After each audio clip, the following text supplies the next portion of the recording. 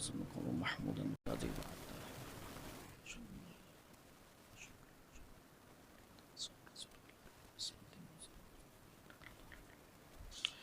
إن الحمد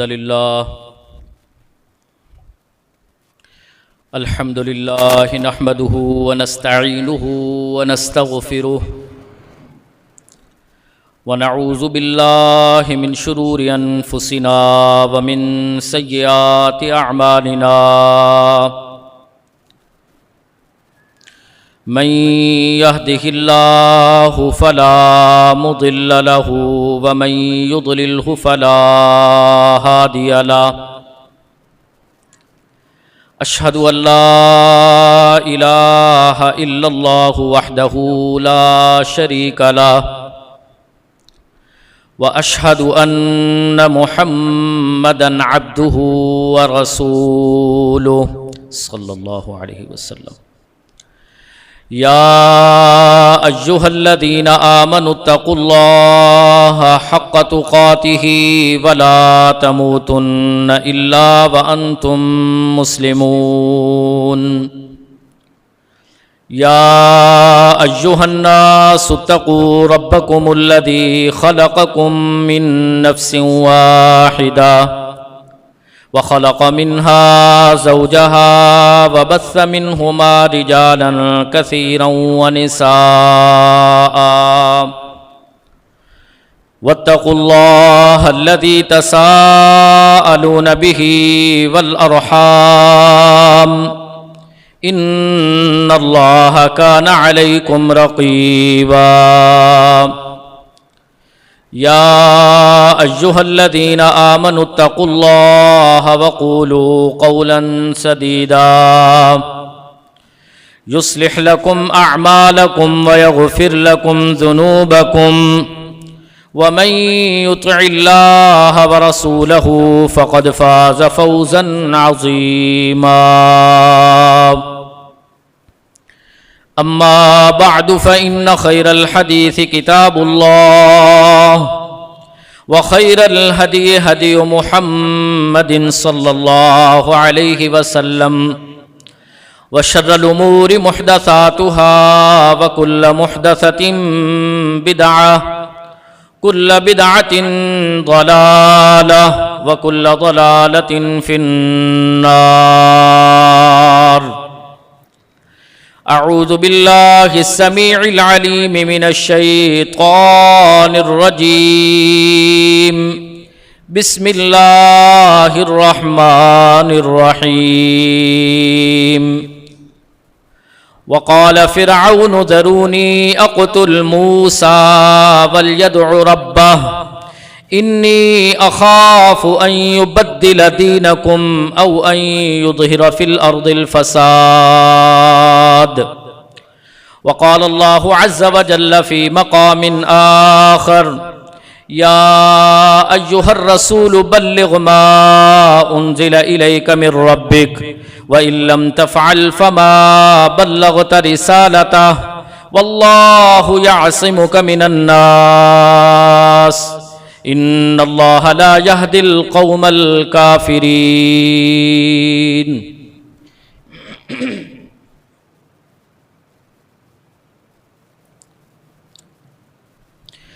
اللہ تعالی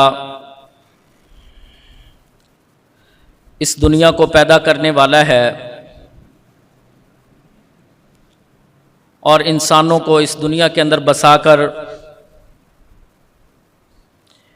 امتحان کے اندر اتارا ہے. لیبلوکم ایکم احسن عملا، تاکہ اللہ تعالیٰ آزمائش کر سکے، پرکھ سکے، دیکھ سکے کہ تم میں اچھے اعمال کون کر کے آتا ہے. اور پھر اللہ تعالیٰ انسان کو مختلف انداز کے ساتھ آزماتا ہے. کوئی عہدہ دے کر، مال کی بہتات اور کثرت دے کر، جسمانی قوت عطا کر کے، اللہ تعالیٰ یہ سارے منظر اس لیے بناتا ہے کہ تاکہ میں اپنے بندے کو دیکھ سکوں کہ کیا یہ مال کی کثرت، جسمانی قوت، عہدے کی وجہ سے مزید میرے قریب ہوتا ہے، فرما برداری کر کے عاجز بنتا ہے، یا پھر اپنی اس وقتی جسمانی قوت اور مال کی کثرت اور عہدے کی وجہ سے یہ میرا باغی بنتا ہے۔ اللہ تعالیٰ یہ آزمائش کے طور پر عطا کرتے ہیں۔ وَلَنَبْلُوَنَّكُمْ بِشَيْءٍ مِّنَ الْخَوْفِ وَالْجُوعِ وَنَقْصٍ مِّنَ الْأَمْوَالِ وَالْأَنفُسِ وَالثَّمَرَاتِ، جس طرح اللہ تعالیٰ فرماتے ہیں کہ ہمارا آزمانے کا اس کے مختلف طریقے اور انداز ہیں، کبھی بھوک دے کر، کبھی خوف پیدا کر کے، کبھی مال کے اندر کمیاں کر کے۔ تو ایک یہ بھی انداز ہے کہ بندے کو اللہ تعالیٰ نے کسی بہت بڑے عہدے پر بٹھا دیا ہے، یا مال کی کثرت اتنی ہو گئی ہے، تو کیا یہ اللہ کا فرما بردار بنتا ہے یا اللہ کی بغاوت پہ کھڑا ہوتا ہے؟ اس کی مثال آپ کو قرآن مجید کے اندر بہت ساری ملیں گی، لیکن ایک مثال میں آپ بھائیوں کے سامنے رکھتا ہوں۔ فرعون، اس کو بنایا تو اللہ تعالیٰ نے تھا، پیدا اللہ تعالیٰ نے کیا، اس کو طاقت، عہدہ، حکومت، وسائل اللہ تعالیٰ نے عطا کیے تھے، لیکن اس کے اندر تکبر اتنا پیدا ہو گیا کہ یہ بھول گیا کہ مجھے پیدا کس نے کیا تھا، کس طریقے سے میں پیدا ہوا ہوں۔ بلکہ جب یہ سب چیزیں اس کے پاس آ گئیں، اس کا دعویٰ بدل گیا، انا ربکم الاعلی، کہنے لگا سب سے بڑا رب تو میں ہوں، میرے پاس وسائل ہیں، میرے پاس عہدے ہیں، میرے پاس جناب حکومت ہے، طاقت ہے۔ تو اللہ تعالیٰ نے اس کے دماغ کو درست کرنے کے لیے موسیٰ علیہ السلام اور ان کے ساتھ ان کے بھائی ہارون علیہ السلام کو تیار کیا کہ جا کے اس کو سمجھاؤ، دلیل کی قوت سے بات کرو، اور ان کو سمجھاؤ کہ تم اپنے رویوں کو درست کرو۔ اس زمین کو پیدا کرنے والا اللہ تعالیٰ ہے، اس زمین پر نظام، حکومت، فیصلے اللہ تعالیٰ کے چلیں گے، وہ مالک ہے۔ تو جب موسیٰ علیہ السلام نے بنی اسرائیل کے اندر اور اس کے ایوان کے اندر ایک رب کی حکومت کا اعلان کیا اور دعوت دی، لوگوں کو متوجہ کیا، تو ایسے لوگ جن کے پاس یہ چیزیں ہوتی ہیں، یہ بزدل بھی اتنے ہی ہوتے ہیں۔ جب اس نے دیکھا کہ دعوت تو کمال کی ہے، ایک نبی کی دعوت بڑی شاندار ہوتی ہے، کیونکہ وہ اپنے پاس سے بات نہیں کر رہا ہوتا، اس کے پاس آسمان سے پیغام آ رہے ہوتے ہیں۔ تو جب اس نے دیکھا لوگ اس کی بات کو سن رہے ہیں، قریب ہو رہے ہیں، تو یہ اپنے جو اس کے دائیں بائیں بیٹھنے والے لوگ تھے، کابینہ کے لوگ، ان کے ساتھ مشورہ کرتا ہے، کہتا ہے کہ میں اقتل موسیٰ ولیدع ربہ، میں موسیٰ کو قتل کر دوں گا۔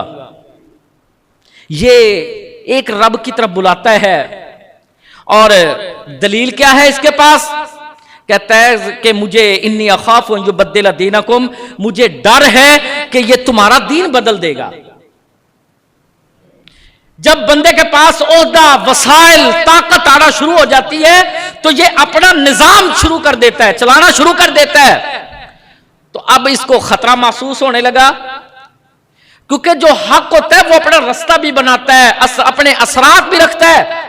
تو یہ کہتا ہے کہ مجھے ڈر ہے یہ تمہارا دین بدل دے گا، او ان یظہر فی الارض الفساد، اور مجھے ڈر ہے اس بات کا کہ زمین کے اندر بڑا فساد برپا ہو جائے گا، اس لیے میں موسیٰ کو قتل کر دوں گا۔ اور پھر اس دور کے اندر موسیٰ علیہ السلام کے ساتھ جو مناظرے ہوئے، جو مکالمے ہوئے، اللہ تعالیٰ نے بڑی تفصیل کے ساتھ قرآن مجید کے اندر ان کو بیان کیا ہے۔ تو شروع سے لے کر آج تک اللہ کے دشمنوں کو ایک اللہ کی حاکمیت، اس کا دین اسلام، اس کا سکہ، اس کا فیصلہ یہ قبول نہیں ہے۔ نبی صلی اللہ علیہ وسلم کی زندگی کو پڑھیں، 40 سال مکہ کے اندر رہے ہیں، دن رات ایک کٹھے، بلکہ لوگ فیصلہ کروانے کے لیے نبی صلی اللہ علیہ وسلم کے پاس آتے کہ یہ بڑا میرٹ پر فیصلہ کرنے والا ہے، زبان کے بڑے سچے ہیں، وعدے کے بڑے پکے ہیں، امانت دار ہیں، لیکن جیسے ہی نبی صلی اللہ علیہ وسلم نے لا الہ الا اللہ محمد الرسول اللہ اس کلمے کی دعوت کا آغاز کیا تو ابو جہل، عتبہ، شیبہ، ولید اور ان جیسے بڑے بڑے کابینہ کے لوگ، ان کو پریشانی لاحق ہو گئی کہ اب یہ ایک نئے نظام کی طرف لوگوں کو بلا رہا ہے، ہمارے فیصلے تو نہیں چلیں گے، ہماری وہ پنچایتی فیصلے، ہماری وہ کابینہ کے جناب بیانات اب یہ تو نہیں چلیں گے۔ تو نبی صلی اللہ علیہ وسلم کی دشمنی پہ کھڑے ہو گئے۔ صادق امین کہنے والے نبی صلی اللہ علیہ وسلم کو نعوذ باللہ کہتے ہیں کہ یہ کاہن ہے، یہ جادوگر ہے، اپنی طرف سے گھڑتا ہے۔ اب الزام تراشیوں پہ کھڑے ہو گئے ہیں، دعوت بڑھ رہی ہے، خطرات ان کے لیے بڑے جناب چڑھ رہے ہیں، اور یہ دیکھ رہے ہیں کہ بڑی تھوڑی دیر کے اندر یہ لوگ ہم پر غالب آ جائیں گے۔ مجلسیں ہونے لگیں اور اس کے اندر طے یہ ہوا کہ جو لوگ مسلمان ہو رہے ہیں، کلمہ پڑھ رہے ہیں، ایک اللہ کو رب مان رہے ہیں، ان کے اوپر ظلم اور ستم کی انتہا اتنی کر دو کہ لوگ ڈر جائیں، اور پھر ہر حربہ آزمایا۔ بلال رضی اللہ تعالیٰ عنہ کی زندگی کو پڑھو، تپتی ریت پر لٹا کر، سینے پہ پتھر رکھ کے، دن کے جناب دوپہر کی تپتی ہوئی صحرا کی ریت کی گرمی، جسم کے اوپر اس انگاروں پر لٹائے جانے کے جناب نشانات موجود۔ ادھر خاندان آل یاسر، ان کو دیکھیے، سمیہ رضی اللہ تعالی عنہا، ان کے جسم کے 2 ٹکڑے کس بنیاد پر ہوئے کہ یہ کہتی ہے کہ تمہارے فیصلے، تمہاری باتیں اب نہیں چلیں گی، اب یہ زمین اللہ کی ہے، نظام بھی اسی کا چلے گا اور اس کے نبی کے فیصلے چلیں گے۔ جسم کے 2 ٹکڑے کر دیے، لیکن یہ سارا ظلم اور ستم اس لا الہ الا اللہ کی دعوت کے راستے میں رکاوٹ نہیں بن سکا۔ لوگ جڑ رہے ہیں، اللہ اکبر، حتیٰ کہ تنگ آ کر یہ نبی صلی اللہ علیہ وسلم کے چچا کے پاس جاتے ہیں جو کفیل تھے، کہتے ہیں بھتیجے کو سمجھاؤ، یہ بڑی جناب دعوت کے اندر سرگرمیاں دکھا رہا ہے، تو اس کو سمجھاؤ، یہ نرمی پیدا کرے۔ اللہ اکبر، نبی صلی اللہ علیہ وسلم فرمانے لگے کہ چچا جان، مجھ سے نرمی والا بات نہیں ہوگی، کیونکہ میری تربیت آسمان سے ہو رہی ہے، مجھے یہ حکم ہے بلغ ما انزل الیک من ربک، جو آسمان سے پیغام آتا ہے اس کو پہنچانا ہے، اس کو سنانا ہے۔ وَإِن لَّمْ تَفْعَلْ فَمَا بَلَّغْتَ رِسَالَتَهُ، اگر میں یہ اس کام کے اندر سستی کروں گا، اس کام کے پہنچانے کے اندر کوئی تاخیر کروں گا، یا اس کے اندر کوئی نرمی پیدا کر لوں گا، تو پھر میرا رب مجھے یہ کہتا ہے فما بلغت رسالتہ، رسالت کا حق ادا نہیں ہو سکے گا۔ رسالت کا حق ادا کرنا ہے، ڈنکے کی چوٹ پہ بات کرنی ہے۔ آگے سے دشمنیاں، لوگوں کے طنز، آگے سے رکاوٹیں، اللہ تعالیٰ فرماتے ہیں واللہ یعصمک من الناس، اے نبی محمد صلی اللہ علیہ وسلم، اس دعوت کے راستے میں جو رکاوٹیں آئیں گی اور کافروں کی طرف سے جو پریشانیاں آئیں گی، وقتی طور پر اس کے اثرات ضرور ہوں گے، لیکن اللہ تعالیٰ ان سب کے شر سے تمہیں بچا لے گا۔ کام چلتا گیا، راتوں کو مجلسیں ہوتی، اور جناب دار ارقم کے اندر مسلمانوں کی میٹنگیں نبی صلی اللہ علیہ وسلم کے ساتھ چل رہی ہیں، لوگ آ رہے ہیں، تعداد بڑھ رہی ہے، اور یہ ان کے لیے مسلسل خطرہ بن رہا ہے یہ سارا معاملہ۔ تو مجلس بلا لی گئی اور کہنے لگے کہ محمد صلی اللہ علیہ وسلم، یہ تو دن بدن ان کی جناب تعداد کے اندر اضافہ ہو رہا ہے، کوئی کام کرو، مشورہ دو۔ زمین پر پلاننگ ہو رہی ہے، آسمان والا دیکھ رہا ہے، وَإِذْ يَمْكُرُ بِكَ الَّذِينَ كَفَرُوا لِيُثْبِتُوكَ أَوْ يَقْتُلُوكَ أَوْ يُخْرِجُوكَ وَيَمْكُرُونَ وَيَمْكُرُ اللَّهُ۔ اللہ تعالیٰ فرماتے ہیں اے نبی محمد صلی اللہ علیہ وسلم یہ پلاننگ کر رہے ہیں کہ اس مجلس کے اندر باتیں ہو رہی ہیں، کسی نے کوئی بات پیش کی، ایک کہنے لگا میرے پاس ایک بڑی شاندار تجویز ہے، نبی صلی اللہ علیہ وسلم کو مکہ سے نکال دو۔ اب جو دوسرے دائیں بائیں بیٹھے ہوئے ہیں، بڑے اپنے دور کے تھنک ٹینک ہیں، وہ کہنے لگے اگر محمد کو صلی اللہ علیہ وسلم اس کو مکہ سے نکالو گے تو یہ باہر جا کے جہاں بیٹھے گا کام کرے گا، اس کی دعوت، اس کی زبان کے اندر رب نے اثر رکھا ہے، لوگ جڑ جائیں گے یہ جہاں بھی بیٹھے گا، اور کل آنے والا جو کل ہوگا یہ خطرہ تمہارے لیے ہے، یہ تدبیر تمہاری کامیاب نہیں ہے۔ ایک اور کہنے لگا میرے پاس ایک تجویز ہے، اس کو کسی مکان کے اندر بٹھا کر قید کر دو، باہر ملاقاتوں پر پابندی لگا دو، اور کہنے لگے بھئی ہاں ٹھیک ہے، لیکن پھر ان میں سے ایک سیاںا کہنے لگا قید کرو گے بنیاد کیا ہے؟ بنیاد کیا ہے تمہارے پاس؟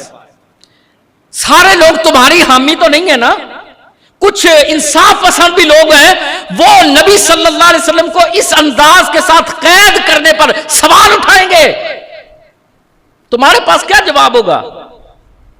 دعوت ہی دیتا ہے نا، اسلام کا پیغام ہی پہنچاتا ہے، لوگ مرضی سے بات کو قبول کرتے ہیں، قید کرنے کا کیا تک بنتا ہے؟ ان میں ایک بہت بڑا سردار وہ موجود ہے، شیطان، یہ انسانی شکل میں ہے، کہتا ہے میرے پاس ایک شاندار تجویز ہے، تم سارے عرب کے جتنے بڑے بڑے قبائل ہیں ان میں سے ایک ایک نوجوان لو، اور نبی صلی اللہ علیہ وسلم رات کے وقت جب تہجد کی نماز کے لیے بیت اللہ کی طرف آتے ہیں اپنے گھر سے نکل کر، تو راستے میں قتل کر دو، راتوں رات کام ختم ہو جائے گا، جب دن ہوگا تو یہ کس کس کے ساتھ لڑیں گے؟ سارے قبائل کے بندے شامل ہوں گے۔ بڑے خوش ہوئے، بڑے خوش ہوئے، یہ ٹھیک ہے، زمین سے یہ ختم کر دو سلسلہ۔ تو اللہ تعالیٰ فرماتے ہیں وَمَكَرُوا وَمَكَرَ اللَّهُ، ایک تدبیر اللہ کے دشمن کرتے ہیں اور ایک تدبیر آسمان پر رب کرتا ہے، وَاللَّهُ خَيْرُ الْمَاكِرِينَ، بہترین تدبیر اللہ تعالیٰ کی ہوتی ہے۔ نبی صلی اللہ علیہ وسلم اپنے بستر سے اٹھے ہیں، باہر نکلنے لگے ہیں، جبریل آ کر نبی صلی اللہ علیہ وسلم کو باہر جو کھڑے ہیں ان کا سارا احوال سناتے ہیں۔ اللہ کے رسول صلی اللہ علیہ وسلم مٹی لے کر مٹھی کے اندر ان کے اوپر پھینکتے ہیں اور ان کے درمیان میں سے راستہ بنا کے نکل جاتے ہیں۔ یہ سارے جناب بالکل چھپے ہوئے، جس طرح گھات لگا کے کوئی بندہ بیٹھتا ہے اس انداز کے ساتھ بیٹھے ہیں، اللہ کے رسول ان کے درمیان سے گزر گئے۔ شیطان پھر ان کے پاس آتا ہے، کہتا ہے کیا کر رہے ہو؟ کیا ہے؟ کدھر بیٹھے ہو؟ وہ چپ کروا رہے ہیں کہ خاموش ہو جاؤ، شور نہ کرو، پتہ نہ چل جائے، اور کہتا ہے جس کو تم قتل کرنے کے لیے تم بیٹھے ہو وہ تو تمہارے سروں پر مٹی ڈال کر، اپنے سروں میں ہاتھ مارو نا، مٹی ڈال کر وہ تو نکل گیا، اللہ نے حفاظت کی ہے۔ بہرحال اس انداز کے ساتھ کام ہوتا رہا، حتیٰ کہ نبی صلی اللہ علیہ وسلم کو اللہ تعالیٰ نے ہجرت کا حکم دیا۔ اب مدینہ آ گئے، مدینہ کے اندر آ کر وہاں معاشی طور پر سارے مدینہ کے لوگ یہودیوں کے شکنجے میں کسے ہوئے ہیں۔ یہود شروع سے لے کر آج تک ان کا کام ہی یہی ہے، لوگوں کو سود پر قرضے دو اور پھر ساری زندگی غلامی کرواؤ، یہی کام مدینہ کے اندر تھا۔ اب نبی صلی اللہ علیہ وسلم مدینہ کے اندر تشریف لا چکے ہیں، تعداد بڑھ رہی ہے، لوگ جوک در جوک تشریف لا رہے ہیں، ایمان قبول کر رہے ہیں۔ اب ان یہودیوں کو خطرہ لاحق ہو گیا۔ ادھر مکہ والوں کو تھا کہ ہمارے فیصلے، ہمارا نظام، ہماری تدبیر، ہماری حکومت یہ ختم ہو گئی ہے۔ اب مدینہ والوں کو پریشانی۔ عبداللہ بن ابی، یہ رئیس المنافقین جس کو کہتے ہیں، یہ ظاہری طور پر کلمہ بھی پڑھ لیا لیکن دل کے اندر ملال کیا تھا کہ میں مدینے کا سردار بننے لگا تھا، عین اس وقت نبی صلی اللہ علیہ وسلم تشریف لے آئے اور لوگ مجھے چھوڑ کر ان کے پیچھے چلے گئے، اور دل کے اندر پوری زندگی اس بغض کو نہیں نکال سکا۔ دشمنی کی بنیاد کیا بن رہی ہے؟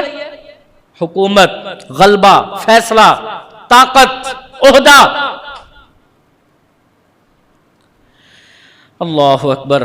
نبی صلی اللہ علیہ وسلم مدینہ کے اندر تشریف لا کے کام کا آغاز ہو گیا، اللہ کا گھر تعمیر ہوا، مسجد بنا کر نبی صلی اللہ علیہ وسلم نے صرف عبادت پر زور نہیں دیا، بلکہ معاشرے کو، ایک بہترین معاشرے کو پروان چڑھانے کے لیے اس کے اندر کام شروع کر دیا۔ لوگوں کے فیصلے مسجد میں، لوگوں کی خوشیاں غمیاں مسجد میں، اور جناب لوگ جو باہر سے آ رہے ہیں وہ مسجد میں، کوئی قیدی بن گیا وہ مسجد میں۔ مسجد کو ایک بہت بڑا مرکز بنا کے نبی صلی اللہ علیہ وسلم نے کام شروع کیا، اور اللہ تعالیٰ نے اسلام کی آمد ساتھ ساتھ ہو رہی ہے، پیغام مل رہے ہیں، تو جہاں پہلے نماز کا حکم ملا، رمضان کے روزوں کا حکم ملا، اللہ تعالیٰ نے ساتھ نبی صلی اللہ علیہ وسلم کو ایک بہت بڑی ذمہ داری کے ساتھ کھڑا کیا کہ اب آپ نے اسلام کے غلبے کے لیے، اللہ کے دین کے دفاع کے لیے جہاد کا کام بھی آپ نے کرنا ہے۔ پہلے ماریں کھاتے رہے لیکن صبر کرتے رہے، اب یہ نہیں کام چلے گا۔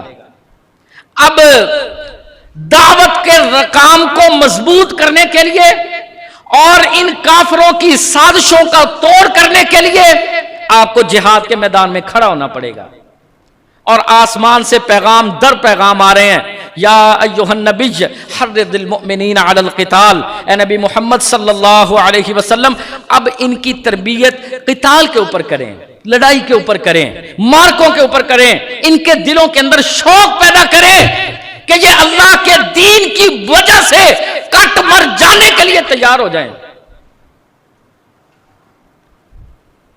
ہجرت کا بھی پہلا سال ہے، اور نبی صلی اللہ علیہ وسلم کی زندگی کا ایک بہت بڑا مارکہ جو بدر کا ہے یہ آن پہنچتا ہے۔ رمضان کے روزے بھی ہیں، بدر کا مارکہ بھی ہے۔ اب دنیا اس سے پہلے یہ منظر دیکھا کرتی تھی کہ جب لڑائی ہوتی ہے فریقین کے پاس کیا کچھ ہوتا تھا، وسائل، افراد، قوت اور پیچھے سے کمک، ان چیزوں کی بنیاد پر لوگ پہلے اندازے لگاتے تھے کون غالب آئے گا۔ اب نبی صلی اللہ علیہ وسلم اپنے ساتھیوں کو لے کر بدر کے میدان میں جب کھڑے ہیں، تعداد جتنی ہے 313، بعض نے اوپر نیچے کو 2-4 گنتی کے بتائے ہیں۔ اب یہ کھڑے ہیں میدان کے اندر، نبی صلی اللہ علیہ وسلم آسمان والے کی طرف متوجہ ہوئے، امت کو بھی پیغام دیا، جب کوئی پریشانی اور مسئلہ بن جائے تو دائیں بائیں جانے کی بجائے اپنے اللہ کے ساتھ رابطہ مضبوط کرو، حل سارے آسمان سے آتے ہیں۔ ابو بکر صدیق رضی اللہ تعالیٰ عنہ نبی صلی اللہ علیہ وسلم کے ساتھ کھڑے ہیں، آپ دعا کے لیے ہاتھ اٹھا چکے ہیں، رو رہے ہیں، گڑ گڑا رہے ہیں، اور اللہ سے کیا بات ہو رہی ہے؟ یا اللہ میری جتنی کمائی تھی میں لے کے میدان کے اندر کھڑا ہو گیا ہوں، اب اگر یہ نہ بچے تو پھر قیامت تک تیرے دین کا نام لینے والا کوئی نہیں ہوگا۔ کھلی کھلی باتیں ہو رہی ہیں، اور اللہ کے نبی صلی اللہ علیہ وسلم اللہ کو کیا کہہ رہے ہیں؟ اے اللہ اب وہ وعدے پورے کر جو تو نے ہمارے ساتھ کیے تھے کہ میں تمہیں غلبہ دوں گا، میں تمہیں جناب دنیا کے اندر عزتیں عطا کروں گا۔ اللہ دشمن بہت بڑی طاقت کے ساتھ کھڑا ہے، اور اپنے وقت کے بڑے بڑے شاہ سوار، ماہر تیر تلوار چلانے والے سب سامنے کھڑے ہیں۔ یا اللہ میرے پاس تو جتنی تعداد تھی وہ بھی سامنے ہے، اور یہ بھی کوئی بڑے بڑے شاہ سوار نہیں، بچے بھی بوڑھے بھی سبھی کے سبھی ہیں۔ تو اللہ تعالیٰ بندے کے اخلاص کو دیکھتے ہیں، بندے کی محبت کو دیکھتے ہیں، پھر اللہ کی محبت اور اس کی شفقت اور اس کی رحمت یہ جوش میں آتی ہے۔ اللہ تعالیٰ آسمان سے پیغام بھیج رہے ہیں، مسلمانوں ان تنصروا اللہ ینصرکم ویثبت اقدامکم، اگر تم آج اللہ کے دین کی مدد کے لیے کھڑے ہوئے ہو تو وہ رب تمہاری مدد کرے گا، آج تمہارے قدموں کو وہ جمائے گا۔ آج لوگ باتیں کرتے ہیں کہ جی جنگیں، مار کے، تعداد، وسائل، قوت، حالات ان کی بنیاد پر ہوتے ہیں۔ آپ پتہ نہیں کون سی باتیں کرتے ہیں۔ اور میرے عزیز بھائیوں، آج میں اس جمعے کے ذریعے آپ بھائیوں کو ایک دعوت بھی دیتا ہوں، اسلام کا مطالعہ کیا کرو، تاریخ پڑھا کرو، آپ کو پتا چلے ہمارے نبی نے صلی اللہ علیہ وسلم کن کن حالات میں، کس کس مارکے میں کیسے کیسے لوگوں کو لا کے کھڑا کیا ہے، تعداد کیا تھی۔ سوائے چند ایک مارکوں کے مسلمان ہمیشہ آدھے سے بھی کم رہے ہیں۔ اللہ تعالیٰ کے لیے کیا مشکل ہے؟ اللہ تعالیٰ نے مسلمانوں کو حوصلہ دیا، مسلمانوں گھبرانا نہیں ہے، پریشان نہیں ہونا، لا تہنوا ولا تحزنوا، بڑی تسلیاں آ رہی ہیں قرآن مجید کے اندر، غم نہیں کرنا، تم نے پریشانی نہیں دکھانی، انتم الاعلون، اللہ کہتے ہیں غلبے تمہارے ہوں گے، حالات جیسے ہوں، دشمن آگے جو مرضی ہو، انتم الاعلون، غلبہ تمہارا ہوگا، لیکن کام تمہارا کرنے کا کیا ہے؟ ایمان کے اوپر استقامت کے ساتھ کھڑے رہنا ہے، تمہارا ایمان ڈگمگانا نہیں چاہیے۔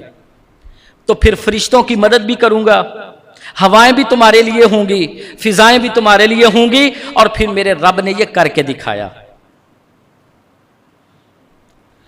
اللہ اکبر۔ مدینہ کے اندر منافقین یہ بڑے انتظار کر رہے تھے کہ ٹکراؤ ہو رہا ہے، نبی صلی اللہ علیہ وسلم اور آپ کی جماعت کے لوگ تھوڑے ہیں، مکہ سے ایک بہت بڑا لشکر 1000 کا وہ مقابلے میں ہے، تو یہ ختم ہو جائیں گے۔ امیدیں لگ گئی تھیں کہ پھر ہماری حکومت ہوگی، ہمارے فیصلے، ہمارا سکہ ہوگا، لیکن جب اللہ تعالیٰ نے غلبہ دے دیا، یہ انگشتے بند نہ رہے اور کہتے ہیں کہ ہمیں سمجھ نہیں آ رہی کہ یہ ہو کیسے گیا۔ تو میرا رب قرآن مجید کے اندر یہ اعلان کرتا ہے کہ مسلمانوں، جب تم میرے لیے کھڑے ہوتے ہو تو میں آسمان والا سارے لشکر تمہارے تابع کرتا ہوں۔ اللہ اکبر۔ نبی صلی اللہ علیہ وسلم کے یہ زندگی کے اندر پھر مارکے شروع ہوئے، احد، احزاب، حنین، تبوک، یہ سارے کے سارے مارکے، اور ان مارکوں نے یہ جرتیں عطا کر دی مسلمانوں کو کہ پھر نبی صلی اللہ علیہ وسلم نے اپنی دعوت کے دائرہ کار کو وسیع کرتے ہوئے روم، ایران اور فارس، اس جیسے بڑی بڑی سلطنتوں کے اندر اپنے نمائندوں کو بھیج کر اسلام کی دعوت شروع کر دی۔ میں جس نقطے پر آپ بھائیوں کو توجہ دلانا چاہتا ہوں وہ کیا ہے؟ لا الہ الا اللہ کی دعوت کا آغاز تو مکہ کے اندر ہو گیا تھا، لیکن وہاں حالات یہ ہیں کہ راتوں کی تاریکیوں کا فائدہ اٹھا کر ملاقاتیں ہو رہی ہیں، دین سیکھا پڑھا جا رہا ہے، لیکن جب مدینہ کے اندر آ کر جہاد کا ساتھ ملا، مسلمانوں کو حوصلے ملے، اللہ کی مدد کو آنکھوں سے دیکھنا شروع ہوئے، تو پھر جہاد نے یہ مسلمانوں کے اندر قوت بھر دی اور حوصلے عطا کر دیے کہ نبی صلی اللہ علیہ وسلم نے وقت کی سپر پاوروں کو للکارنا شروع کیا۔ نمائندہ گیا ہے مغیرہ بن شعبہ رضی اللہ تعالیٰ عنہ، یہ جناب وقت کی سپر پاور میں سے ایک کے پاس گیا اور پیغام دیا کہ میں محمد صلی اللہ علیہ وسلم کا سفیر ہوں اور میں نے بادشاہ سے ملاقات کرنی ہے۔ حلیہ کیا ہے؟ پھٹے کپڑے ہیں، گرد آلود، وہ جناب بال پرا گندا بلے ہوئے اور ان کے اندر مٹی، دور کا سفر، تھکاوٹ نمایاں۔ جو باہر درباری ہیں وہ کہتے ہیں جی آپ بادشاہ سے نہیں مل سکتے، آپ پیغام دے دیں، ہم آپ کا پیغام دیں گے۔ وہ کہنے لگے نہیں، بات ہوگی تو روبرو ہوگی، آمنے سامنے ہوگی، ایسے باتیں نہیں ہوں گی۔ بادشاہ کو پیغام دیا گیا۔ عرب کا ایک دیہاتی سا بندہ ہے، وہ کہتا ہے میں محمد کی طرف سے سفیر ہوں صلی اللہ علیہ وسلم اور میں ملاقات چاہتا ہوں. جا کے انہوں نے پیغام دیا اور کہا کہ بڑی ضد کر رہا ہے. کہتا ہے پیغام آپ کو ہی دینا ہے, میں نے کسی اور درباری کو نہیں دینا. اجازت مل گئی. مغیرہ بن شعبہ رضی اللہ تعالیٰ عنہ, پڑھا کرو نبی صلی اللہ علیہ وسلم کے ساتھیوں کے حالات زندگی کو, حوصلہ بڑھتا ہے, ایمان مضبوط ہوتا ہے اور پتہ چلتا ہے کہ ہمارے اسلاف کیسے تھے. آج ہم ذرا سی خبر آتی ہے اور کافروں کی جناب رونقیں اور ان کی بود و نمائش کو دیکھ کر ہم فوراً پریشان ہونے والے لوگ. مغیرہ بن شعبہ رضی اللہ تعالیٰ عنہ یہ خود اس واقعے کو بیان کرتے ہیں. کہتے ہیں کہ جب میں اس کے دربار میں داخل ہوا, قالین, اس وقت بھی لوگ قالین سازیاں کرتے تھے, بچھا ہوا ہے. کہتے ہیں مجھے وہ کہنے لگے کہ سواری بار باندھنی ہے. کہتے ہیں نہیں, ہم نے سواریاں اپنی ساتھ رکھنی ہے, ہمارے ساتھ یہ چلتی ہیں, اور ہاتھ کے اندر نیزہ ہے اور اس بے نیازی کے ساتھ اس قالین کے اوپر چل کے جا رہی ہیں کہ نیزے کی وہ جناب نوک قالین کو چیرتی جا رہی ہے. اور اگر کوئی بات کرنے کی جرت کرتا ہے تو سینہ تان کے کہتا ہے خاموش, بادشاہ کے ساتھ بات کرنے جا رہا ہوں, تو کون ہوتا ہے. تخت کے پاس پہنچ گئے. تخت کے پاس پہنچ کر پہلا کام کیا کیا, آپ کو بھی پتا ہے بادشاہوں کے بڑے ناز نخرے ہوتے ہیں, بڑی ان کی جناب زندگی شاہانہ ہوتی ہے. تو کسی نے یہ سوچا بھی نہیں تھا کہ یہ کام بھی ہو سکتا ہے. بادشاہ کے تخت کے پائے کے ساتھ اپنے گھوڑے کو باندھا ہے اور بالکل اس کے برابر بیٹھ کر کہتے ہیں ہاں اب بات کرو. درباری اٹھے کہ ان کو نیچے. لوگ اس وقت, اسلام بندے کے اندر غیرت پیدا کرتا ہے, یہ ایمان بندے کے اندر جب ہوتا ہے نا تو پھر اس کے اندر حوصلہ اور جرت پیدا ہوتی ہے. لوگ سر جھکا کے بات کرنے والے, انہوں نے جب دیکھا مغیرہ بن شعبہ رضی اللہ تعالیٰ عنہ اس انداز کے ساتھ اس کے برابر بیٹھے ہیں تو ان کو پکڑ کے نیچے اتارنا چاہا. تو مغیرہ بن شعبہ کہتے ہیں بات سنو میری, اگر زبردستی کرو گے تو پھر میں پیغام نہیں دوں گا, پیغام آمنے سامنے برابر بیٹھ کے بات ہوگی. انہوں نے دیکھا دیہاتی بندہ ہے, ہمیں بھی پتا ہوتا ہے کہ جو لوگ دیہات والے ہوتے ہیں نا, لوگ کہتے ہیں عام جو بڑے تعلیم یافتہ اپنے آپ کو سمجھتے ہیں, وہ یہ سمجھتے ہیں کہ یہ بڑے ضدی قسم کے لوگ ہوتے ہیں, حالانکہ اصول پرست ہوتے ہیں. بات بھی اصول کی ہے, سفیر ہوں, بات کرنے آیا ہوں, برابر بیٹھ کے بات کرو. کہتا کیا پیغام ہے. پیغام کیا سنایا نبی صلی اللہ علیہ وسلم کا, کہ اور کہنے لگا تم کل کے بدو دیہاتی چرواہے یہ تانا دے رہا ہے اور تم اس رویے کے ساتھ ہمارے ساتھ پیش آئے ہو. کہنے لگے ٹھیک ہے تمہاری بات درست ہے, ہم دیہاتی تھے, چرواہے تھے, بدو تھے, پتہ نہیں تھا, لیکن اللہ تعالیٰ نے ہم پر انعام کیا. ہمیں اللہ تعالیٰ نے اپنے آخری نبی محمد صلی اللہ علیہ وسلم کو بھیج کر ہماری تربیت کی ہے. آج ہم اس نبی کے نمائندے بن کر تمہارے سامنے, پیغام ایک ہے, اسلام قبول کر لو, سلامتی پا جاؤ گے, بادشاہتیں قائم رہ جائیں گی, تمہاری حکومتیں قائم رہ جائیں گی. اگر اسلام قبول نہیں کرتے تو پھر ہم تم سے جزیہ لیں گے. یہ سورۃ التوبہ کا وہ پیغام سنایا, قاتل الذین لا یؤمنون باللہ ولا بالیوم الآخر ولا یحرمون ما حرم اللہ ورسولہ ولا یدینون دین الحق من الذین اوتوا الکتاب حتی یعطوا الجزیہ. اللہ تعالیٰ کہتے ہیں مسلمانوں دنیا کے اندر اب بڑی شان و شوکت کے ساتھ رہنا ہے, تمہارا روب, تمہارا دبدبہ ان کافروں کو پر طاری رہنا چاہیے, اور صرف دنیا کے اندر ایک نظام چلے گا, وہ نظام لا الہ الا اللہ محمد رسول اللہ کا نظام ہے. پھیل جاؤ دنیا کے اندر, للکارو ان بڑی بڑی طاقتوں اور سپر پاوروں کو. کیا پیغام ہے؟ اسلام قبول کر لو, ہمارے بھائی بن جاؤ گے, ہم تم سے یہ نظام, تمہاری حکومتیں نہیں چھینیں گے, کرتے رہنا حکومت, لیکن فیصلے وہی ہوں گے جو آسمان کی طرف سے بھیجے گئے ہیں. اسلام ایک مکمل آئین, نظام, دستور ہے. اگر نہیں قبول کرتے زبردستی نہیں ہے، لا اکراہ فی الدین، زبردستی نہیں ہے کہ تم اسلام قبول کرو، نہیں کرتے تو پھر تمہیں جزیہ دینا پڑے گا، ٹیکس دینا پڑے گا۔ اس کو بڑا غصہ آیا کہ کل کا یہ بادہ نشین بندہ، دیہاتی سا آدمی، یہ آج ہمیں للکار رہے ہیں، کہتا نہیں دیتے جزیہ، کیا کر لو گے؟ وہ کہنے لگے اگر جزیہ بھی نہیں دو گے، اسلام بھی قبول نہیں کرتے، تو پھر تلواریں فیصلہ کریں گی، تم رہتے ہو یا ہم رہتے ہیں، یہ تلوار فیصلہ کرے گی۔ اور پھر یہ کر کے دکھایا۔ نبی صلی اللہ علیہ وسلم کے خلیفہ دوم حضرت عمر فاروق رضی اللہ تعالیٰ عنہ نے یہ ان بڑی بڑی سپر پاوروں کو لتاڑ کر لا الہ الا اللہ محمد الرسول اللہ کا سکہ قائم کر کے دکھایا۔ یہ اسلام ہے۔ مکہ ایک شہر سے دعوت کھڑی ہوئی، مدینہ تک پہنچی، پھر مدینہ کے متعلق نبی صلی اللہ علیہ وسلم نے یہ اعلان کیا کہ یہ بستی دنیا کی بڑی بڑی بستیوں کو کھا جائے گی۔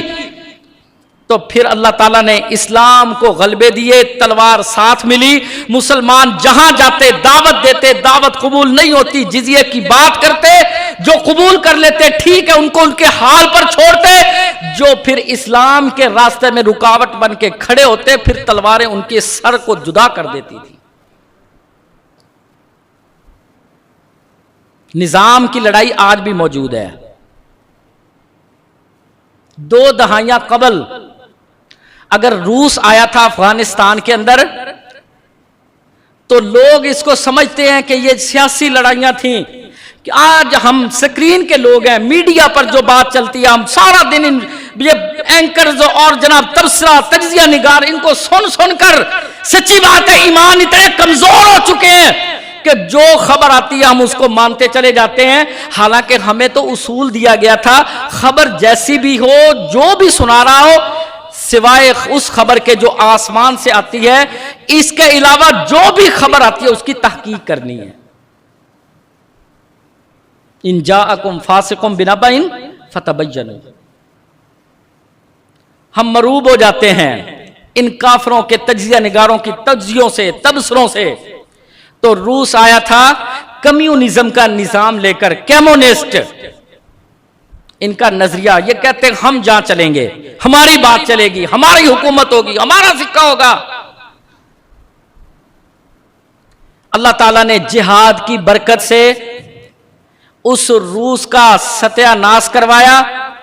تب بھی لوگ باتیں کرتے تھے، تب بھی لوگ کہتے تھے یہ روس کی تاریخ ہے، یہ جہاں قدم رکھتا ہے کوئی اس کے قدم کو ہلا نہیں سکتا۔ لیکن میرے رب نے یہ منظر دکھایا، کم من فیۃ قلیلۃ غلبت فیۃ کثیرۃ باذن اللہ۔ اللہ کہتے ہیں ہماری سنت یہی ہے، جب ہم نے کام لینا ہوتا ہے تو اللہ تعالیٰ افراد اور وسائل کا محتاج نہیں ہے۔ اللہ کہتے ہیں پھر ہم تھوڑی تھوڑی طاقت رکھنے والی جماعتوں، لوگوں، جتھوں سے کام لے کر بڑی بڑی سلطنتوں کو تاراج کرواتے ہیں۔ کم من فیۃ قلیلۃ غلبت فیۃ کثیرۃ باذن اللہ واللہ مع الصابرین۔ اللہ صبر کرنے والوں کے ساتھ ہوتا ہے۔ جب جہاد ہوتا ہے تو اس کے اندر بڑا بندے کو صبر کرنا پڑتا ہے، تکلیفیں اٹھانے پر، مصیبتیں آنے پر، حالات مشکل ہوتے ہیں، لیکن اللہ کہتے ہیں پھر نتیجہ کیا ہوتا ہے؟ انتم الاعلون۔ صبر وہی کر سکتا ہے نا جس کے اندر ایمان ہوتا ہے، جس کے اندر ایمان ہوتا ہے اس کا اللہ کی بات کے اوپر یقین ہوتا ہے۔ آج نہیں تو کل اللہ کے وعدے پورے ہونے والے ہیں، اور اس یقین کے ساتھ نبی صلی اللہ علیہ وسلم نے 13 سال مکے کے اندر بسر کیے، اور پھر 10 سالوں کے اندر اس یقین کے ساتھ اتنا کام کیا کہ یقین تھا کہ اللہ اس مکہ کو ہمیں واپس کرے گا، لوٹائے گا۔ 8 ہجری کے اندر نبی صلی اللہ علیہ وسلم اس یقین اور ایمان کی بنیاد پر مکہ کو فتح کر کے، بیت اللہ کو بتوں سے پاک کر کے، بلال رضی اللہ تعالیٰ عنہ کو چھت پر چڑھا کر لا الہ الا اللہ محمد رسول اللہ کا پیغام دنیا کو سنا رہے تھے۔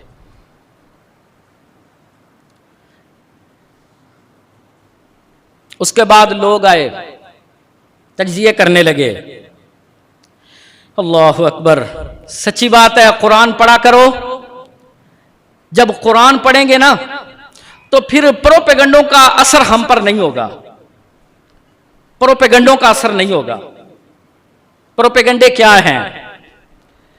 لوگ باتیں کرنے لگے, آپ نے بھی سنی ہوگی, میں نے بھی سنی ہے.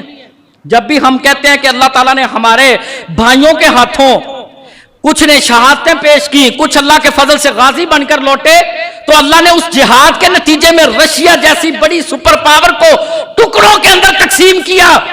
لوگ باتیں کرنے لگے کہ تمہارا کیا کمال تھا, تمہارے ساتھ تو امریکہ کا ساتھ تھا, امریکہ نے بڑی مدد کی تھی, مجاہدین کو بڑا سپورٹ کیا تھا, یہ تو جناب امریکہ کی جنگ تھی, وہ چاہتا تھا سپر پاور میں بنوں, اس نے تمہارے ساتھ مدد کی اور تم جیت گئے. یہ باتیں آج نہیں ہیں, یہ باتیں کل نبی صلی اللہ علیہ وسلم کے دور کے اندر منافق بھی کرتے تھے. الذین قال لهم الناس ان الناس قد جمعوا لكم فاخشوهم فزادهم ایمانا. اللہ اکبر. امریکہ آ گیا, لوگ کہنے لگے نہیں جی اب پابندیاں لگنا شروع ہو گئیں, گرفتاریاں ہونا شروع ہو گئیں, اور جناب بڑی بمباری ہو رہی ہے, بڑا خوف ہے, وہ جی تورا بورا کا پہاڑ اس نے ریزہ کر دیا ہے, فلاں ہو گیا, فلاں مسئلہ.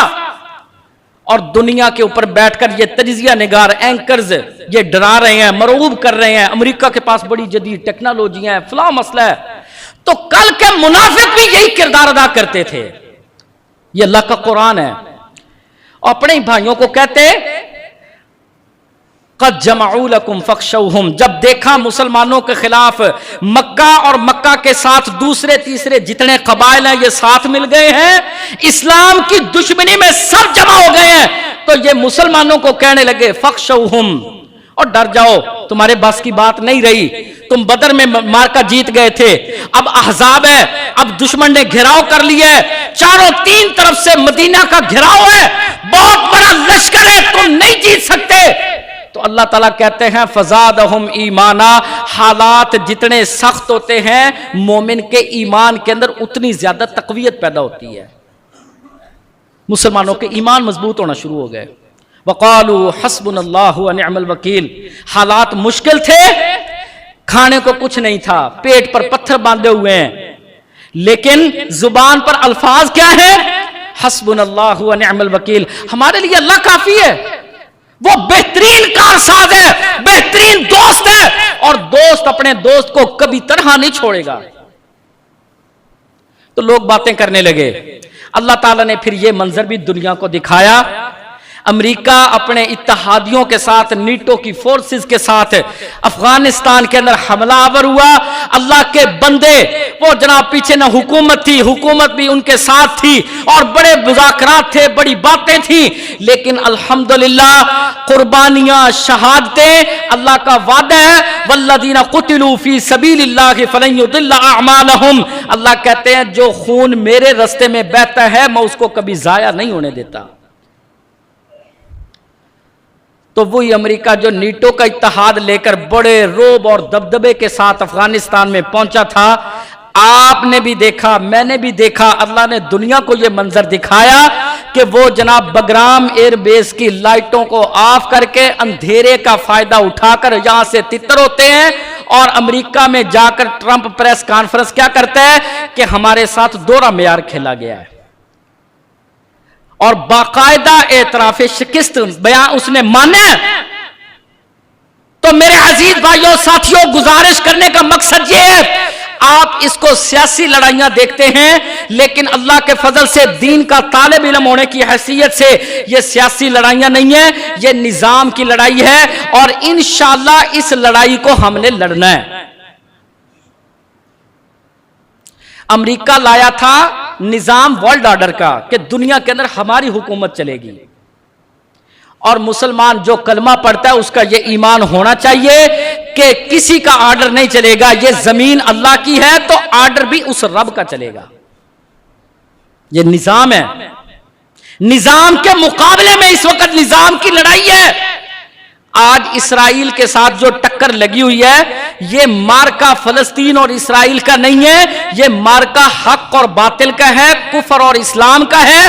اسرائیل بھی گریٹر اسرائیل کا نظریہ لے کر، نظام لے کر اس وقت مسلمانوں کے ملکوں کے اندر فساد برپا کر کے، سیاسی لڑائیاں کروا کر اور اسلحہ بیچ بیچ کر، ٹکراؤ پیدا کر کر کے اور دہشت گردوں کو پال پال کے مسلمان ملکوں کے اندر انتشار کی سیاست یہ کروا کے گریٹر اسرائیل کے منصوبے کو پائے تکمیل تک پہنچانا چاہتے ہیں۔ اور انشاءاللہ ان کے اس نظریے کے خلاف انشاءاللہ ہم لا الہ الا اللہ محمد الرسول اللہ کے لیے کھڑے ہیں اللہ کے فضل سے۔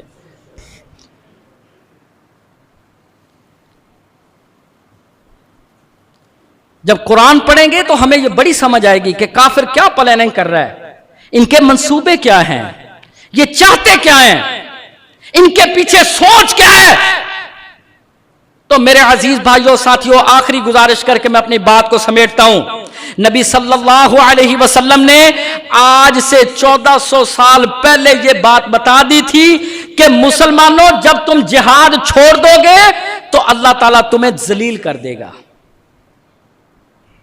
آج بطور پاکستانی بڑے پریشان ہوتے ہیں، اور جی پاکستان دا تا حال کوئی نہیں، اتھے جناب نہ حکومت دا کو پتا، نہ اسٹیبلشمنٹ دا پتا، نہ فلانے دا پتا، نہ فلانے دا پتا۔ سچی بات یہ ہے بنیاد ہم نے چھوڑ دی، کیونکہ جب جہاد ہوتا ہے پھر ساری توجہ، سارا غصہ، سب کچھ کافروں کے لیے ہوتا ہے۔ جب جہاد چھوٹ جاتا ہے پھر وہ جو باہر کرنے کے کام ہوتے ہیں وہ اندر شروع ہو جاتے ہیں۔ آپ نے مثال سنی ہوگی، جو آپس میں لڑتے ہیں وہ باہر نہیں لڑ سکتے، اور جو باہر لڑ رہے ہوتے ہیں وہ اندر اتحاد کو قائم رکھتے ہیں تاکہ دشمن فائدہ نہ اٹھائے۔ تو آج ہماری ذلت کی سب سے بڑی وجہ کیا ہے؟ جہاد چھوڑا ہوا ہے۔ چند لوگ کھڑے ہیں لیکن ہم کافی نہیں ہیں، ساری امت کے کرنے کا کام ہے یہ۔ اور نبی صلی اللہ علیہ وسلم نے کیا فرمایا کہ یہ ذلت، یہ مصیبت تب تک مسلمانوں پر رائج رہے گی، قائم رہے گی، چھائی رہے گی، حتیٰ ترجعوا الی دینکم، یہاں تک کہ تم اپنے دین میں دوبارہ داخل نہیں ہو جاؤ گے۔ یہاں دین پورے کا پورے جہاد کو نبی صلی اللہ علیہ وسلم نے قرار دیا ہے۔ تو پلٹنا پڑے گا، مقابلوں کے لیے تیار ہونا پڑے گا، اپنا کردار ادا کرنا پڑے گا۔ تو جب ہم انشاءاللہ بطور لوگ کہہ دیتے ہیں او جی اسی کی کر سکتے ہیں، اسی کی کر سکتے ہیں، اور جناب حکومتوں نے مسئلے نے حکومتوں اٹھتے بیٹھی ہیں، ساڑی کی اپروچ ہے۔ اچھا بھئی ہم بڑے بڑے ایسے کام ہیں جو عوام کروا لیتی ہے حکومت کو مجبور کر کے۔ تو اگر ہم اپنی سوچ، اپنی فکر بنا لیں گے تو انشاءاللہ جب ہم اپنے آپ کو اللہ کے لیے مخلص کر لیں گے، اللہ راستے دے گا، اللہ سب کچھ سمجھا دے گا کام کیسے کرنا ہے۔ تو میں آپ بھائیوں کو بھی نصیحت کرتا ہوں، اپنے آپ کو بھی نصیحت کرتا ہوں کہ جو لوگ کہتے ہیں کہ جہاد ختم ہو گیا ہے، یہ بات نبی صلی اللہ علیہ وسلم کے دور میں بھی ایک دفعہ لوگوں نے کہی تھی۔ اللہ کے رسول غزوے سے واپس آئے اور لوگوں نے سواریاں باندھ دی، سفر بڑا دور کا تھا، تھکان بڑی ہوئی تھی، لوگوں نے کہا لو جی جہاد مک گیا، کام ختم ہو گیا، سواریاں چھوڑ دو۔ آسمان سے فوراً جبریل آئے اور آ کر کہنے لگے نبی محمد صلی اللہ علیہ وسلم یہ باتیں ہو رہی ہیں، ان کو بتاؤ کہ جو لوگ یہ کہہ رہے ہیں کہ جہاد ختم ہو گیا وہ جھوٹے ہیں، جہاد ختم نہیں ہوا۔ تب فرمایا نبی صلی اللہ علیہ وسلم نے الجہاد ماض الی یوم القیامہ، اس جہاد نے قیامت تک چلنا ہے۔ اور نبی صلی اللہ علیہ وسلم نے فرمایا کہ میری امت میں سے ایک گروہ، ایک جماعت، ایک لشکر ہمیشہ اللہ کے دشمنوں کے مقابلے میں مارکے پر مارکا کرتا رہے گا حتیٰ کہ قیامت قائم ہو جائے۔ تو ہم نے انشاءاللہ اپنی تربیت کرنی ہے، اپنے اندر وہ نبی صلی اللہ علیہ وسلم کے صحابہ کے انداز کو اپنانا ہے، تربیت کرنی ہے۔ تربیت کیا ہے کہ اسلام اپنی سوچ بنانے کی ضرورت ہے۔ سوچ کیا ہے؟ ہماری زیادہ سے زیادہ سوچ بڑھتی ہے کہ بس جی چھوڑو یار، نماز پڑھو، روزہ رکھو، تو بس اللہ اللہ کر کے اپنے کام نال کام رکھو، گلاں بڑیاں دور دی ہیں۔ جو مسلمان جس کی یہ سوچ نہیں ہے کہ اس زمین پر اللہ کے دین کو نافذ ہونا چاہیے، اور پھر وہ اپنی اس سوچ کے مطابق کچھ نہ کچھ کردار ادا نہیں کرتا، واللہ میں نبی صلی اللہ علیہ وسلم کے حدیث کو سامنے رکھتے ہوئے کہتا ہوں اس کو اپنے ایمان کی فکر کرنی چاہیے، اس کا ایمان مکمل نہیں ہے۔ تو اسلام یہ دعوت سے صرف جناب میٹھا میٹھا کام کرنے سے یہ کبھی غالب نہیں آئے گا۔ اسلام ہمیشہ جب غالب آتا ہے دعوت ساتھ ہوتی ہے، لیکن اس دعوت کے ساتھ جہاد کی تلوار چل رہی ہوتی ہے، اللہ تعالیٰ اسلام کو دنیا میں غالب کر دیتا ہے۔ تو کام کرنے کا ہے۔ یہ بیت المقدس کی آزادی کا مسئلہ ہے، یہ بیت المقدس یہ صرف فلسطینیوں کا نہیں ہے، یہ ہمارا بھی قبلہ اول ہے۔ انبیاء کی پوری جماعت نے وہاں نمازیں پڑھی ہیں، بہت سارے انبیاء اس مسجد کے اندر اور وہاں اس رہ کر اللہ کے دین کی دعوت کا کام کرتے رہے ہیں۔ ہم نے انشاءاللہ اس بیت المقدس کی آزادی کے لیے اپنا بھرپور کردار ادا کرنا ہے۔ اللہ تعالی ہمیں توفیق عطا فرمائے کہ ہم ان کافروں کی ظاہری طاقت اور قوت سے مرعوب ہونے کی بجائے اپنے رب کی طاقت اور قوت پر یقین رکھتے ہوئے ان کے خلاف منصوبے بنانے والے بنے، ان کے خلاف تدبیر بنانے والے بنے، اور جو کام کر رہے ہیں اللہ ہمیں ان کا پشتیبان بنائے، ان کا بازو بننے کی توفیق عطا فرمائے۔ اقول قولی ھذا واستغفر اللہ۔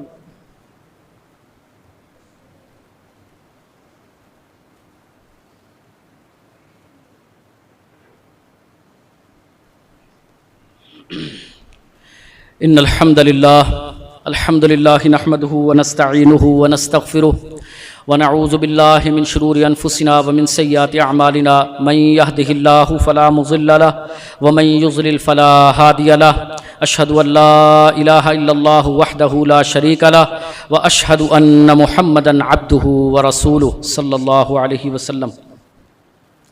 پچھلے ہفتے منگل والے دن ملتان کے اندر ہمارے پاس مفتی اعظم غزہ فلسطین ڈاکٹر محمد یوسف محمود الشوبکی تشریف لائے تھے، اور ان کے ساتھ مسلم میڈیکل مشن جو جماعت کا سیٹ اپ ہے وہاں فلسطین کے اندر کام کر رہا ہے، اس کے چیئرمین ڈاکٹر ناصر حمدانی صاحب بھی تشریف لائے، اور فلسطین کے اندر اس وقت جتنا کام ہو رہا ہے اس کے اوپر مکمل طور پر بریفنگ دی انہوں نے۔ تو ڈاکٹر یوسف صاحب نے بہت ساری باتیں عرض کی، سچی بات ہے بڑا حوصلہ ملا، بڑی خوشی ہوئی کہ الحمدللہ اللہ تعالیٰ نے ہمیں بھی اس معرکہ حق و باطل کے اندر کردار ادا کرنے کی توفیق دی ہے۔ تو وہ کہنے لگے کہ دنیا کے اندر بھی بڑے اعلانات ہوئے اور لوگوں نے مدد کی، لیکن جو مدد پوری دنیا میں سے پاکستان نے دی ہے نا وہ کسی اور ملک نے نہیں دی، اور پاکستان کے اندر یہ ان کے باقاعدہ آن دی ریکارڈ الفاظ موجود ہیں، کہنے لگے پاکستان کے اندر سب سے بڑی جو مدد اور کمک ہمارے پاس پہنچی وہ آپ کی جماعت کے لوگ تھے۔ تو اس کے اوپر ہم اپنے اللہ کا شکر ادا کرتے ہیں کہ اس وقت ان مظلوم فلسطینیوں کی اور جہاد کے اندر ڈٹے ہوئے مجاہدوں کی امید اللہ تعالیٰ نے ہمیں بنایا ہے۔ تو آج بھی میں آپ بھائیوں کے سامنے ایک تو ان کا سلام لے کے حاضر ہوا ہوں۔ انہوں نے کہا کہ پاکستان کے اندر ہر بندے تک، ہر علاقے تک کو پہنچنا مشکل ہے، جہاں جانا ہے ہمارے تمام فلسطینی بھائیوں کی طرف سے سب کو سلام عرض کرنی ہے، اور کہتے ہیں کہ ہمارے پاس الفاظ نہیں ہے کہ ہم آپ کے لیے کس کس بات کے ساتھ اللہ سے دعا کریں اور تمہارا شکریہ ادا کریں۔ تو دنیا کے اندر سب سے بڑی اگر قسمت کی قیمتی بات ہوتی ہے اور بڑی سعادت کی بات ہوتی ہے تو وہ کسی کی دعاؤں کے اندر کسی کا شامل ہونا ہو، کوئی آپ کے لیے اخلاص کے ساتھ دعا کرتا ہو، اس سے بڑی سعادت کوئی نہیں ہے۔ تو میں آج رمضان کے اندر بھی آپ بھائیوں کے پاس آیا تھا، آپ کا تعاون ماشاءاللہ شاندار رہا، اللہ تعالیٰ آپ کو جزائے خیر عطا فرمائے، لیکن بھائی جان کام چل رہا ہے، یہ وقتی ابال نہیں ہے۔ ہمارا مزاج ہے کہ وقتی طور پر ابال آتا ہے اور پھر آہستہ آہستہ آہستہ دھیرے دھیرے کام آہستہ ہوتا چلا جاتا ہے تاکہ ذہنوں سے بات نکل جاتی ہے۔ تو جو جہاد ہوتا ہے یہ لمبا چلتا ہے اور اس کے اثرات بھی بڑے دور رس ہوتے ہیں۔ امیر محترم کے ساتھ ملاقات ہوئی، انہوں نے یہ بات کہی، سچی بات ہے، مومن بندے کو اللہ تعالیٰ نے بصیرت عطا کی ہوتی ہے۔ وہ کہنے لگے کہ میں زندہ رہوں نہ رہوں، کہتے ہیں یہ بات لکھ لو، میں اللہ کو گواہ بنا کے کہہ رہا ہوں 1450 ہجری چل رہا ہے، 1500 ہجری ہونے سے قبل انشاءاللہ اللہ دنیا کے اندر اسلام کو غالب کر دے گا۔ یہ مسلسل مارکوں کا تسلسل، یہ جہاد کے اندر تیزی، یہ آپ کیا سمجھتے ہیں کہ یہ زمین کے فیصلے ہیں؟ میں کہتا ہوں ما تسقط من ورقۃ الا يعلمها، ہمارا ایمان ہے اور عقیدہ ہے کہ اگر کوئی پتا بھی درخت سے گرتا ہے تو وہ میرے رب کے فیصلے اور علم کے ساتھ گرتا ہے۔ تو یہ اس وقت جو جہادوں کی تیزی ہے، یہ حکومتوں اور ایجنسیوں اور اسٹیبلشمنٹوں کا کردار نہیں ہے، یہ آسمان کے فیصلے ہیں، اور انشاءاللہ یہ بہت جلد نتائج دنیا دیکھے گی اس کے۔ تو جب جہاد ہوتا ہے افراد بھی چاہیے ہوتے ہیں اور کمک بھی چاہیے ہوتی ہے۔ تو نبی صلی اللہ علیہ وسلم نے اگر جہاد کے چندے کے لیے اپنی جھولی کو پھیلایا تھا تو مجھے بھی عار نہیں ہے، میں آپ سے اللہ کے لیے درخواست کرتا ہوں کہ اس وقت فلسطین کے جہاد کو آپ کی بڑی ضرورت ہے، آپ کی مدد کی بڑی ضرورت ہے۔ آپ اس وقت مجھے پتا چلا جی گندم تو ہم مدرسے کے حوالے سے اکٹھی کر رہے ہیں، تو میں نے پھر ان کو عرض کی کہ میں بھائیوں کو گزارش کروں گا اپنا تعاون یہ پہلے آپ ہر جمعے مسجد کے لیے کرتے ہیں، انشاءاللہ اس دفعہ خاص انشاءاللہ فلسطین کے جہاد کے لیے میں ایک بات اور بھی عرض کیے دیتا ہوں۔ خدمت کا کام تو ہم وہاں کر رہے ہیں اللہ کے فضل و کرم سے، اور یہ کام یہ بھی ضروری ہے کہ جو زخمی ہیں ان کی مرہم پٹی کرنا یہ نبی کی سنت ہے، لیکن اس وقت سب سے بڑا جو کام ہے وہ یہ ہے کہ اس وقت اسرائیل کے مقابلے میں جہاد کی صفوں کے اندر آپ کی جماعت کے بھائی اور بیٹے اس وقت الحمدللہ کفر کی آنکھوں میں آنکھیں ڈال کر فلسطین کے جہاد میں کھڑے ہیں اللہ کے فضل سے۔